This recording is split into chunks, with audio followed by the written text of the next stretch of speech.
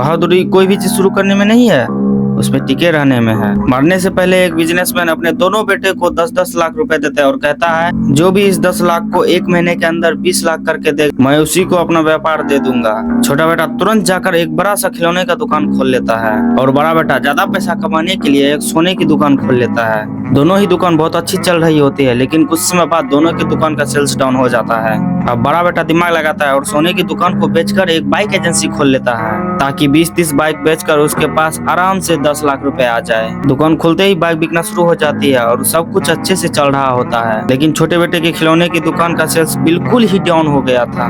अब बड़ा बेटा ज्यादा पैसा कमाने के लिए बाइक एजेंसी को भी बेच देता है और कार एजेंसी ले लेता है। यह भी बहुत अच्छी तरह से चल रही थी, लेकिन कुछ समय बाद धीरे धीरे बड़े बेटे के पास पैसा खत्म हो गया और उनका सेल्स भी डाउन हो गया। और उसके कुछ दिनों बाद छोटा बेटा 20 लाख रुपए लेके आता है और अपने पिताजी को दे देता है। बड़े भाई को कुछ भी समझ में नहीं आता है कि इसने इतना सारा पैसा कैसे इकट्ठा कर लिया। पिताजी उसे समझाते हैं इस खिलौने का दुकान का सेल्स कम नहीं हुआ था, बल्कि उस टाइम बच्चों में यह खबर फैलना शुरू ही हुआ था कि अपने बाजार में एक बहुत बड़ी खिलौने की दुकान खुली हुई है। कुछ दिनों बाद उन्हीं बच्चों की वजह से सेल्स आना शुरू हो गया और उसी पॉइंट को कहते हैं प्लेट्यू।